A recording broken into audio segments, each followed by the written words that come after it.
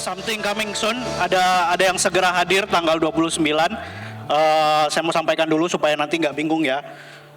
Kayaknya saya udah sampaikan minggu lalu, ada banyak perubahan jam gitu biar nanti saudara nggak bingung. Tanggal 22 ibadahnya tetap sama jamnya. Tanggal 29 kita akan gabung kumpul semua jadi satu. Jadi hanya ada satu ibadah tanggal 29 jam 10 pagi. Dan saya janji itu mungkin mau bilang untuk terakhir kalinya, tapi mungkin enggak kayaknya. Itu akan itu aja untuk waktu yang lama, jadi nggak akan ada perubahan setelah tanggal 29, balik lagi ke awal, ibadah 1 8.30, ibadah 2 jam 11. Nah, tadinya mau surprise banget, tapi ternyata Pastor Don juga minggu lalu udah ngasih tahu apa yang akan terjadi tanggal 29, jadi just in case semua penasaran dan bertanya-tanya, pengumuman apa sih gitu. Untuk Anda yang sudah lama bergabung dengan jemaat kita, komunitas kita, mimpi atau visi dari jemaat ini adalah kesatuan tubuh Kristus, unity. Dan kita percaya bahwa orang-orang percaya dipanggil untuk kita sama-sama kumpul di satu tempat, memuji dan memuliakan satu nama, yaitu nama Yesus.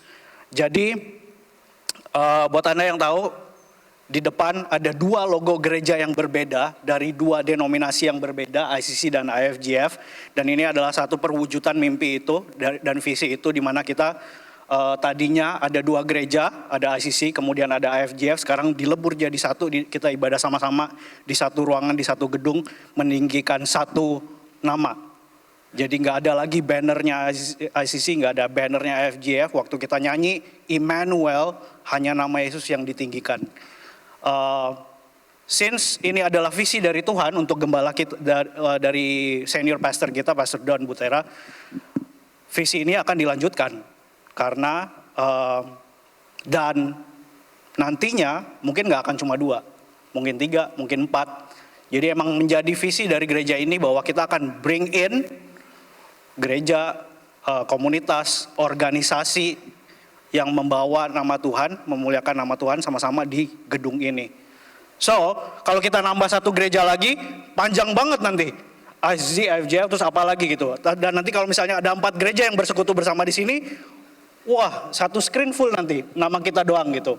So, kita putuskan bahwa nama ini tidak lagi merepresent nanti visi yang akan kita bawa. Jadi tanggal 29 akan ada perubahan nama. Siapa yang excited? Yeah. Oke, namanya apa? Nanti tunggu tanggal 29. Kenapa kita mau kumpulin Anda semua menjadi satu? Karena saya percaya perubahan semacam ini mau kita embrace bersama sebagai satu rumah, sebagai satu keluarga besar, sebagai satu gereja. Yang pasti namanya bukan semangka. Ada bercandaan. Dulu tiap kali kita bercanda, Pastor Don selalu bilang, saya nggak peduli kita mau panggil gerejanya apa, yang penting nama Yesus yang ditinggikan di gereja ini gitu. Terserah mau panggil semangka juga nggak apa-apa gitu. Tenang, namanya bukan gereja semangka nanti, oke? Hari ini kita akan dengan firman Tuhan, masih dari series Wrestling with God, bergumul dengan Tuhan. Kita akan belajar dari kehidupan Yakub, yang berpegang dalam dia mengejar berkat-berkat Tuhan itu, dia mengejar, dia bergumul dengan Tuhan. Dan saya percaya tempat untuk kita bergumul yang paling tepat adalah ya Tuhan. Tempat di mana kita bergulat untuk berkat adalah Tuhan, karena berkat datangnya dari Tuhan. Ada yang percaya berkat datang dari tempat lain? Ada? Nggak ada? Oke, sebelumnya ada beberapa hal penting yang saya mau sampaikan. Tadi udah pengumuman 29, offering, persembahan. Kalau misalnya Anda boleh lihat amplop di kursi Anda, boleh pakai untuk persembahan nanti. Tadi nggak ada first time visitors ya, jadi semua udah tahu, the drill. Kalau mau memberi lewat cash bisa pakai amplopnya. Kemudian ada QR code yang Anda bisa pakai juga untuk memberi secara online.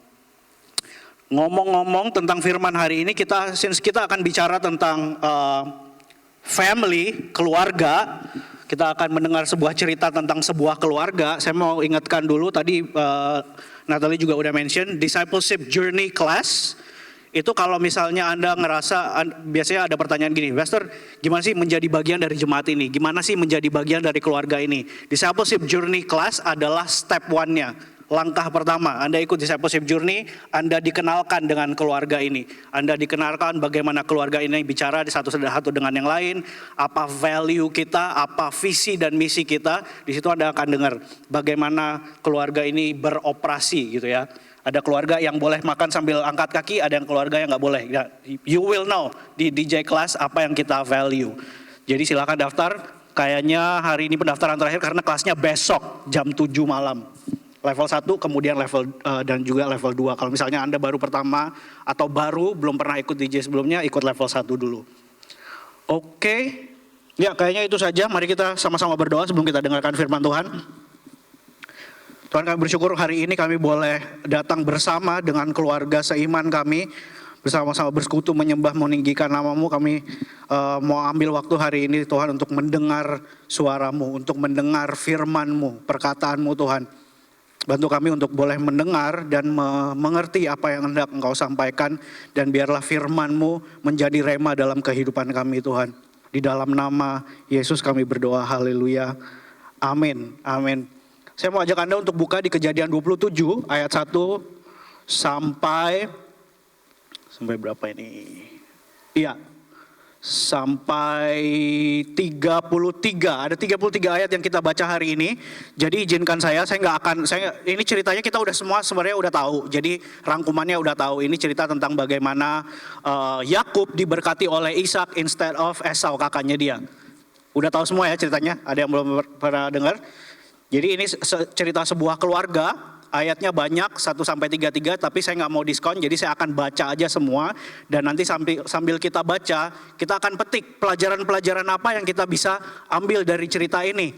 Karena saya percaya ini cerita yang menarik. Saya nggak tahu Anda sudah berapa kali baca cerita ini, atau mungkin sebelumnya Anda cuma dengar aja cerita ini, belum pernah baca langsung. Cerita ini adalah tentang sebuah keluarga yang kacau sebenarnya. Keluarga yang berantakan gitu. Karena karakternya sendiri ada hal-hal, ada flawed, ada dysfunction, atau apa sih bahasa Indonesianya dysfunction? Dysfunction atau malfunction, gak berfungsi dengan baik setiap karakternya. Tapi kita juga akan belajar bahwa di tengah-tengah kekacauan, di tengah-tengah dysfunction, Tuhan bisa tetap function. Tuhan bisa tetap bekerja dan berfungsi. Rencananya itu bisa tetap jadi.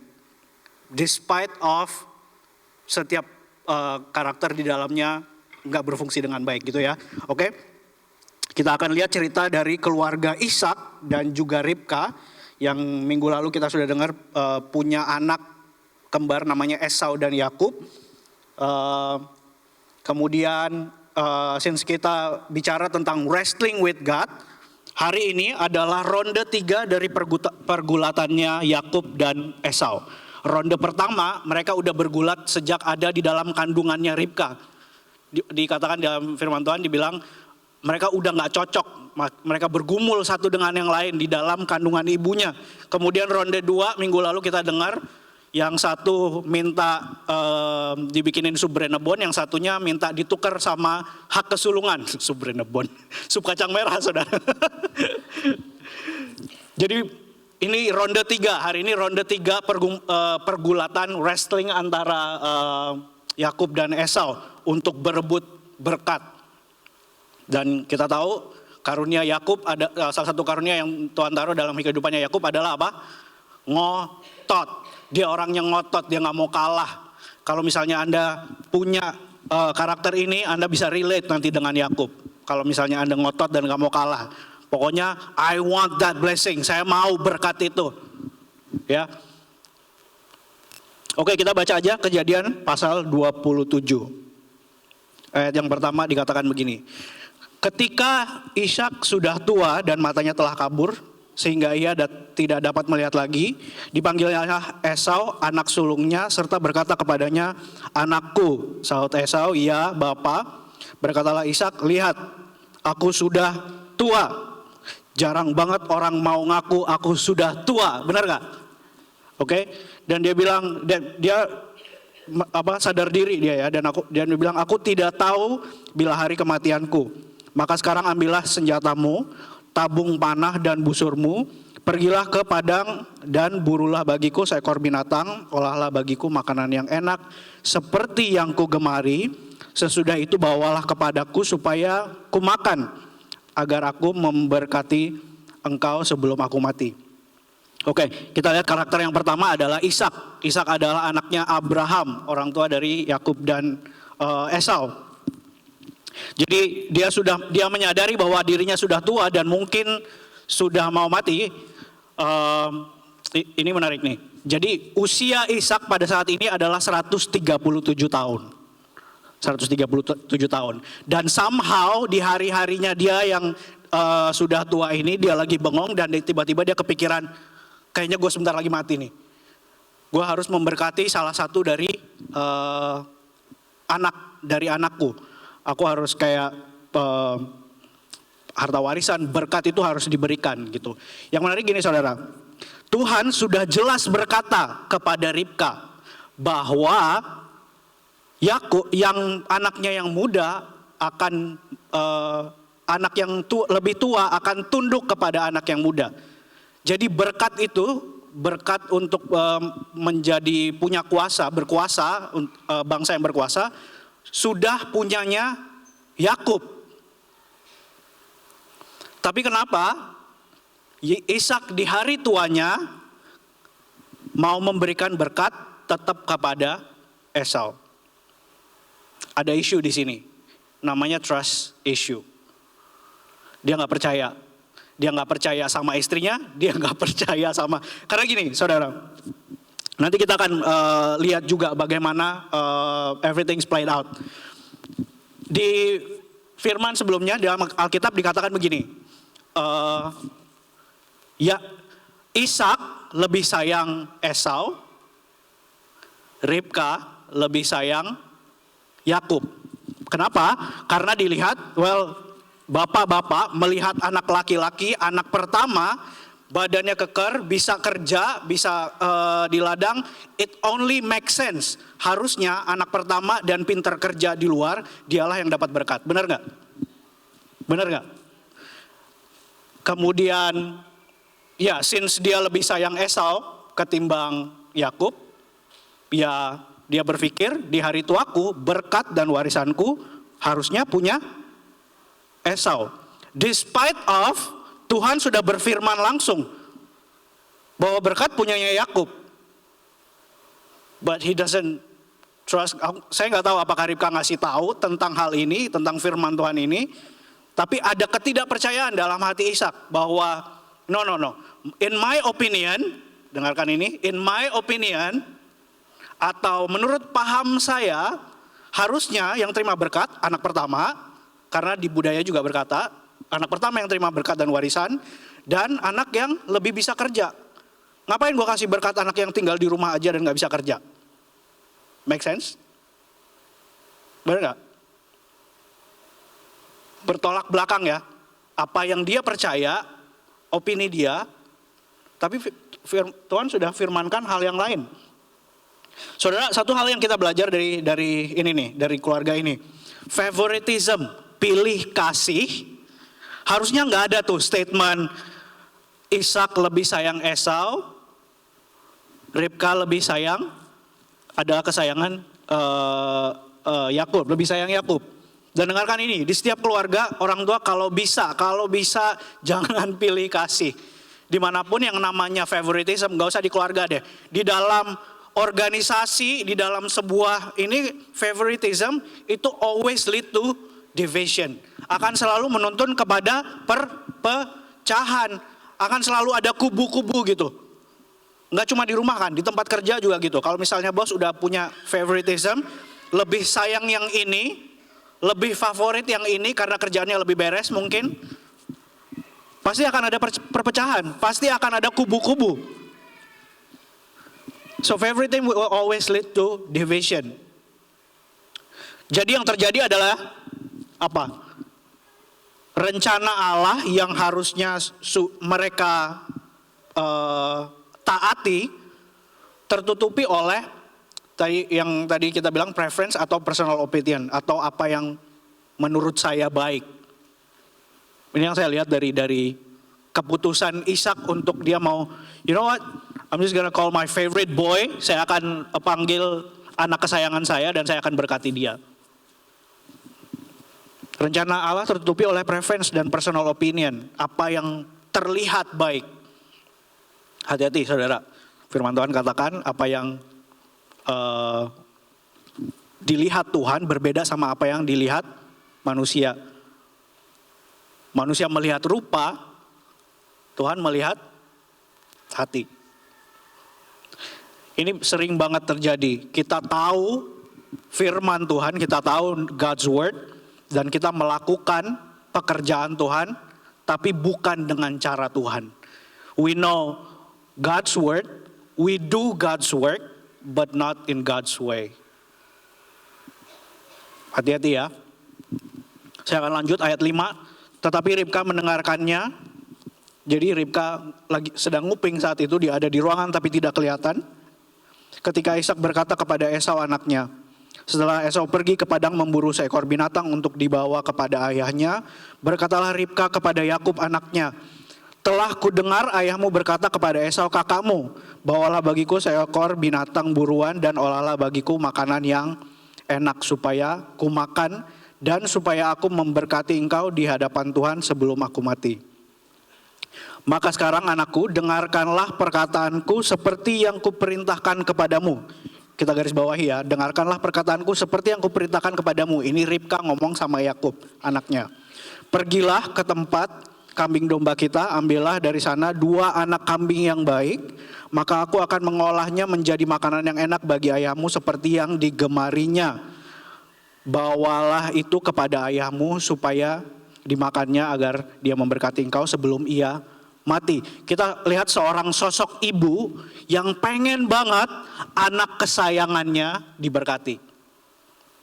Dan saya percaya orang tua di tempat ini, semua dari kita pengen anak kita diberkati.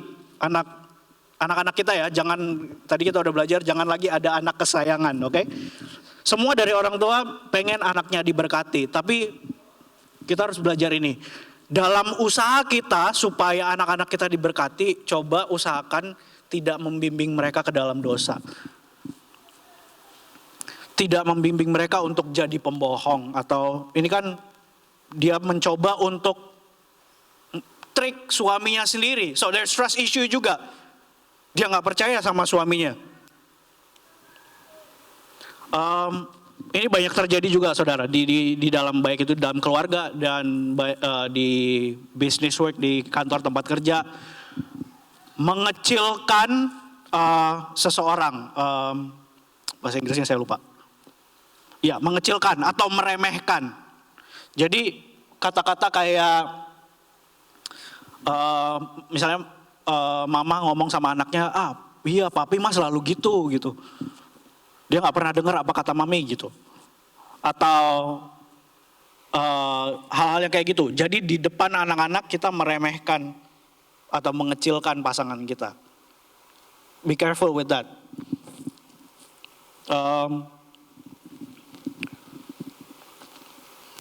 Begitu juga dengan atasan di tempat kerja atau di tempat pelayanan, ada sosok otoritas biasanya. Ada sosok otoritas di dalam ruangan. Don't say something yang akan mengecilkan sosok otoritas itu. Karena akan berpengaruh sama kepercayaan orang-orang yang dipimpinnya. Berlaku juga di dalam keluarga. Jadi apa yang harusnya kita lakukan? Lead by example.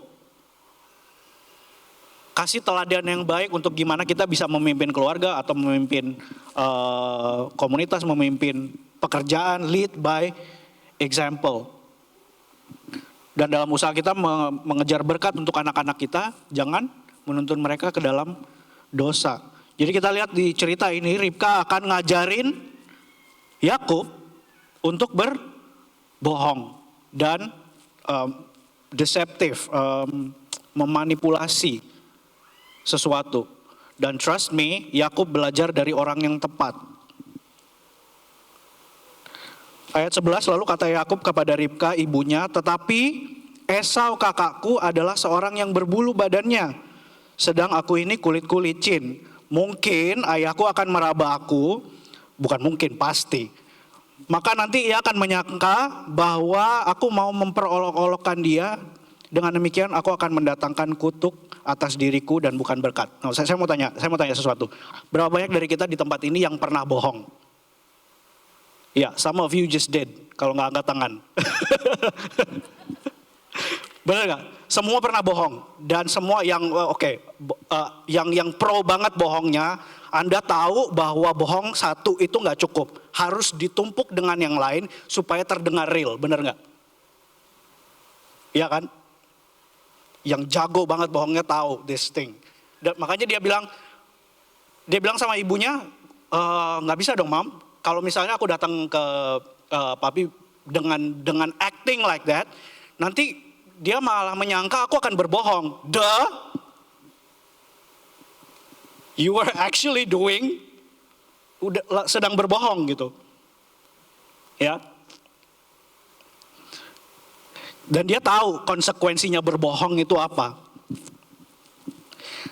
Terus ayat 13 dikatakan, tetapi ibunya berkata kepadanya, akulah yang akan menanggung kutuk itu anakku. Dengarkan saja perkataanku, pergilah ambil kambing-kambing itu. Lalu ia pergi mengambil kambing-kambing itu dan membawanya kepada ibunya.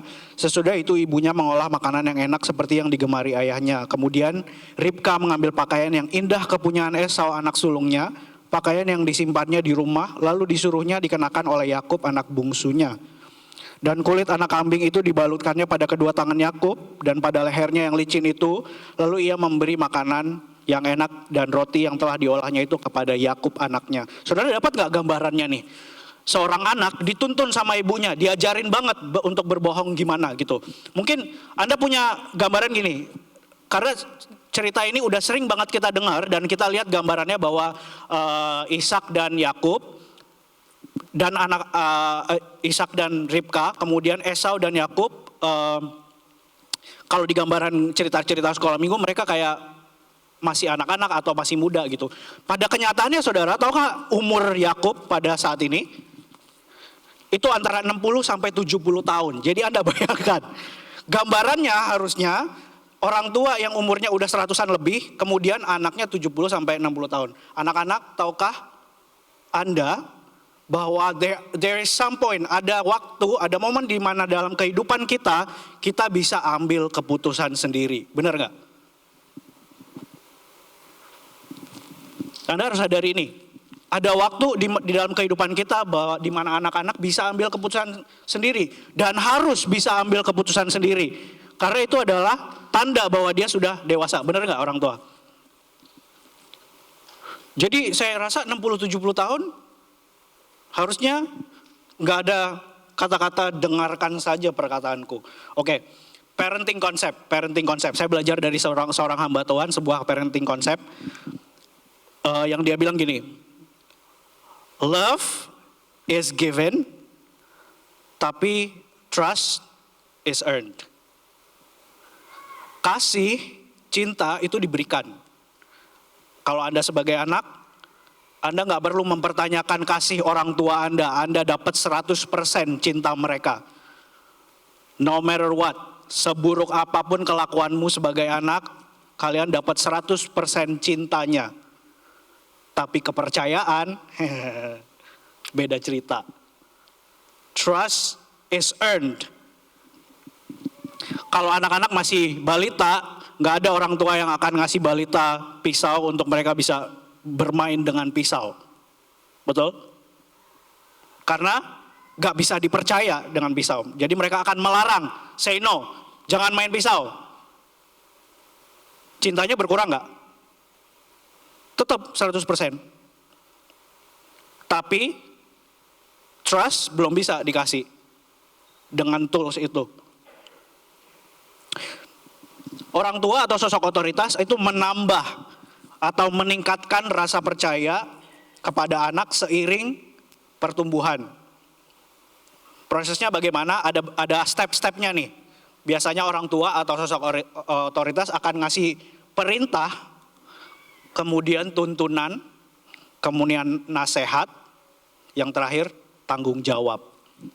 Kalau misalnya Anda sudah ada di proses di mana orang tua memberikan Anda tanggung jawab, itu lagi ngetes apakah Anda bisa dipercaya atau enggak. Firman Tuhan katakan kalau Anda bisa dipercaya untuk hal yang kecil, kau akan dipercaya untuk hal-hal yang besar. Orang yang dewasa adalah orang yang dapat dipercaya lebih banyak. Jadi kita lihat ya, kita udah lihat ya, di cerita ini temanya tuh tema itu aja, trust issue, control issue, orang tua yang pengen ngontrol anaknya banget, 70 tahun masih mau dikontrol. Kemudian ayat 18 dikatakan, demikianlah Yakub masuk ke tempat ayahnya serta berkata, Bapak, kan harus terdengar seperti Esau ya, nggak tahu suaranya Esau gimana. Bapak, sahabat ayahnya, ya anakku, siapakah engkau? Kata Yakub kepada ayahnya, akulah Esau, anak sulungmu. Telah kulakukan seperti yang Bapak katakan kepadaku, bangunlah, duduklah, dan makanlah daging buruan masakanku ini, agar Bapak memberkati aku. Lalu Ishak berkata kepada anaknya itu, lekas juga engkau mendapatkannya anakku. Cepet banget engkau dapatnya, gitu ya. Jawabnya, karena Tuhan Allahmu membuat aku mencapai tujuanku. Wow, dia bawa Tuhan sekarang dalam kebohongannya. Saudara tahu nggak ini apa? Ini yang namanya menyebut nama Tuhan dengan sembarangan. Jangan pikir kalau misalnya menyebut nama Tuhan dengan sembarangan adalah cuman mengumpat gitu ya, atau cursing. Kalau Anda mengatasnamakan Tuhan untuk hal-hal yang dia nggak lakukan, that puts God's name in vain. Menyebut nama Tuhan dengan sembarangan. Hati-hati ya guys. 21, lalu kata Ishak kepada Yakub, datanglah mendekat anakku supaya aku meraba engkau. Apakah engkau ini anakku Esau atau bukan? Maka Yakub mendekati Ishak ayahnya, dan ayahnya itu meraba serta berkata, kalau suara Yakub, kalau tangan Esau. Jadi Ishak tidak mengenal dia karena tangannya berbulu seperti tangan Esau kakaknya. Ishak hendak memberkati dia, tetapi ia masih bertanya, benarkah engkau ini anakku Esau? Terus jawab Yakub, ya. Mungkin karena udah tua kali ya, saudara. Jadi dia udah nggak punya lagi wisdom untuk membedakan. Karena kalau dia udah sebenarnya udah bisa tahu kalau suara Yakub.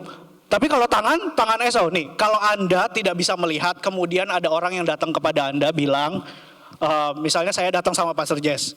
Kemudian Pastor Jess lagi nggak bisa lihat, mungkin lagi ngadep ke tempat lain. Kemudian saya ketok office-nya terus masuk. Halo, saya Pastor Don. Pastor Jess kalau kenal saya, dia akan bilang, no you're not. Benar nggak? Kalau suara Yakub. Tapi kalau tangan Esau. Saudara jangan bingung. Kita sering banget lakukan ini di dalam kehidupan kita.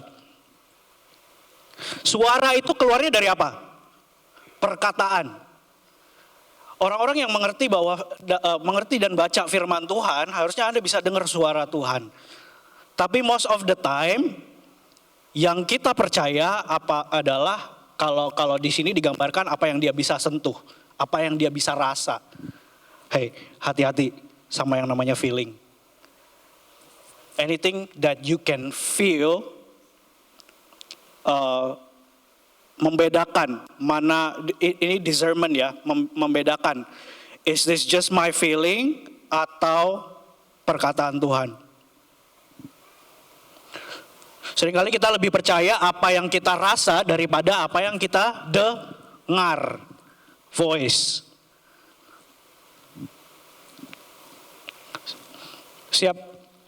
Anda siapkan waktu setiap hari untuk Anda bisa dengar suara Tuhan. Saya percaya gini saudara, Tuhan bicara sama kita.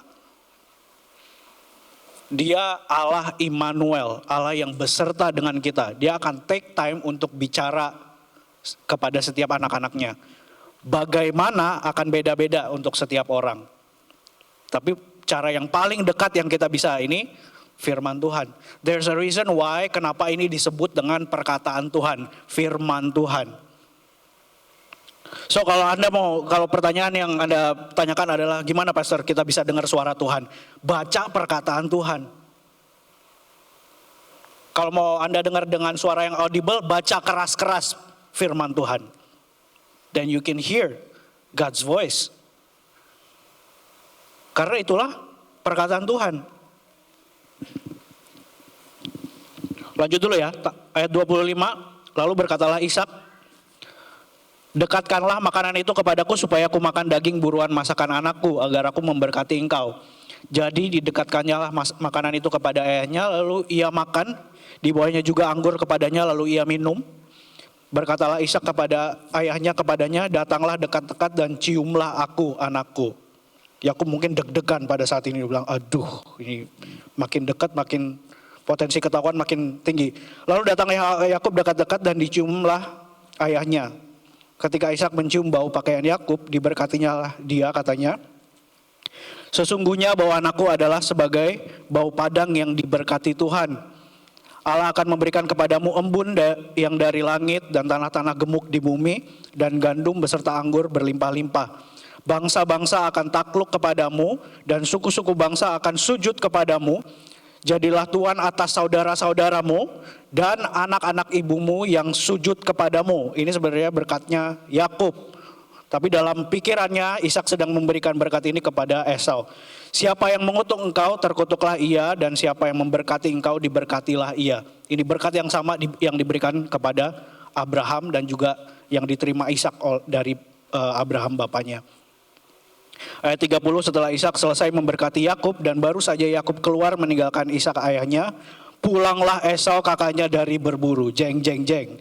Ia juga menyediakan makanan yang enak, lalu membawanya kepada ayahnya. Katanya kepada ayahnya, Bapa, bangunlah dan makan daging buruan masakan anakmu, agar engkau memberkati aku. Tetapi kata Ishak ayahnya kepadanya, siapakah engkau ini? Sautnya, akulah anakmu, anak sulungmu Esau. Lalu terkejutlah Ishak dengan sangat serta berkata, siapakah gerangan dia yang memburu binatang itu dan yang telah membawa kepadaku? Aku telah makan semuanya sebelum engkau datang dan telah memberkati dia. Dan perhatikan ini saudara, dan dia akan tetap orang yang diberkati. Yakub sudah diberkati, kemudian berkat itu udah gak bisa diangkat lagi daripadanya. Dia terkejut, Ishak terkejut. Kalau dalam bahasa Inggrisnya dibilang he trembled violently, gemetar dan takut. Kenapa? Tadi kita udah belajar di awal. Karena dia tahu sebenarnya berkat itu bukan punya Esau.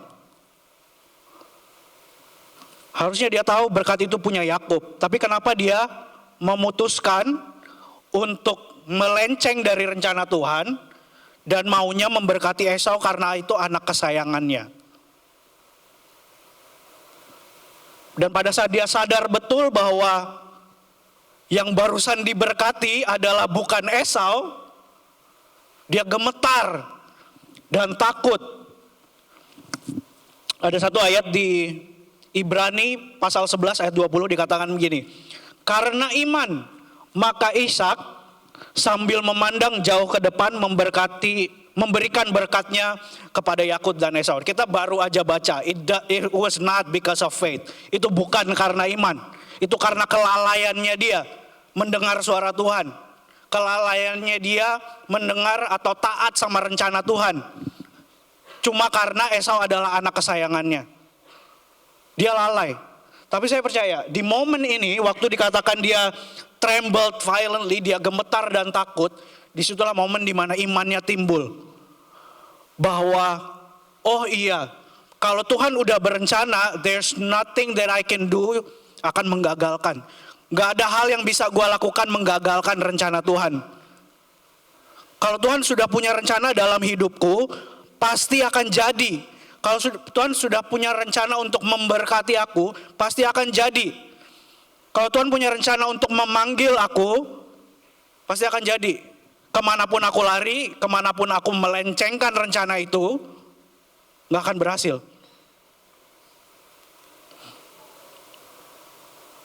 Saya percaya disinilah iman Ishak timbul. Bahwa sekacau apapun situasinya, sedysfunction apapun keluarganya, rencana Tuhan yang jadi at the end. Dalam mengejar berkat-berkat Tuhan kita dalam keluarga, dalam bisnis, dalam pekerjaan, pasti ada dysfunction, pasti ada masalah, pergumulan. Tapi saya harap cerita hari ini, cerita tentang keluarga ini bagaimana mereka bukan berusaha sih, cuma satu orang kayaknya yang berusaha. Tapi I don't know, somehow di dalam konflik ini mereka kayak mau mencoba mengacaukan apa yang menjadi rencana Tuhan. At the end, rencana Tuhan yang jadi.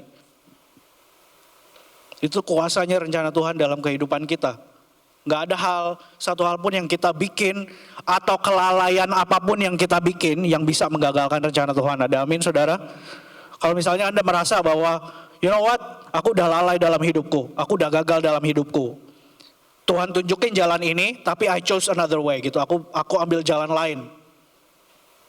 Saya harap cerita hari ini membangkitkan iman dalam hati kita, dalam hidup kita, bahwa no matter what, seberapa jauh pun aku sudah melenceng dari rencana Tuhan, at the end of the day, pada akhirnya, tetap rencananya yang jadi. Saya undang worship team boleh maju ke depan. Saya akan tutup dengan pertanyaan ini. So bagaimana sebuah keluarga dapat diberkati dengan segala perbedaan yang ada di dalamnya, dengan segala konflik yang ada di dalamnya, dengan segala dysfunction yang ada di dalamnya. Karena saya percaya nggak ada keluarga yang sempurna, nggak ada bisnis, nggak ada komunitas yang sempurna selama masih ada manusia di dalamnya. Jadi bagaimana kita dapat berkat di dalam keluarga, despite of all the difference. Saya mau baca Efesus pasal 6, ayat 1 sampai 4. Firman Tuhan berkata, hai anak-anak, taatilah orang tuamu di dalam Tuhan, karena haruslah demikian. Hormatilah ayahmu dan ibumu. Ini adalah suatu perintah yang penting, seperti yang nyata dari janji ini, supaya kamu berbahagia dan panjang umurmu di bumi. Dan kamu, bapak-bapak, saya tambahin dan juga ibu-ibu, janganlah bangkitkan amarah di dalam hati anak-anakmu, tetapi didiklah mereka di dalam ajaran dan nasihat Tuhan. Saya bacain satu ayat lagi, Mazmur pasal 133 ayat 1 sampai 3. Sungguh, atau dalam bahasa Inggrisnya dibilang behold, lihatlah, alangkah baik dan indahnya apabila saudara-saudara diam bersama dengan rukun, live in harmony. Seperti minyak yang baik di atas kepala, meleleh ke janggut yang meleleh ke janggut Harun, dan ke leher jubahnya, seperti embun gunung Hermon yang turun ke atas gunung-gunung Sion. Sebab kesanalah Tuhan memerintahkan berkat, command the blessing, kehidupan untuk selama-lamanya. Jadi bagaimana kita mengejar berkat-berkat di dalam perbedaan-perbedaan yang ada di dalam keluarga kita? Live in harmony. Hormati satu dengan yang lain. Anak-anak hormati orang tua. Orang tua hormati anak-anak. Ada cara bagaimana Anda bisa tetap mendidik dan tidak membangkitkan amarah atau kekecewaan dalam hati anak-anakmu. Atasan, hormati bawahan. Anda yang masih staff, hormati atasan Anda. Saya percaya pada saat ada flow ini, ada harmoni ini. Walaupun, music lessons. Ada melodi, ada harmoni. Melodi itu kalau semua singers nyanyi nada yang sama, melodi. Tapi pada saat singer semua nyanyi, ada suara 1, ada suara 2, suara 3, mereka nyanyi hal yang beda tapi saling melengkapi satu dengan yang lain, itu namanya harmoni. Satu singers bisa nyanyi di do, kemudian yang satu nyanyi di do mi sol, biasanya gitu. Oke, itu harmoni. Berbeda tapi saling melengkapi satu dengan yang lain dan menciptakan sesuatu yang indah. Pada saat kita hidup dalam harmoni, hidup dalam kerukunan, saling menghormati satu dengan yang lain. Firman Tuhan katakan, Ia memerintahkan berkat-berkat itu, kehidupan kekal untuk selamanya, ada di dalam keluarga, ada di dalam hubungan-hubungan, ada di dalam pekerjaan dan juga bisnis saudara. Amin.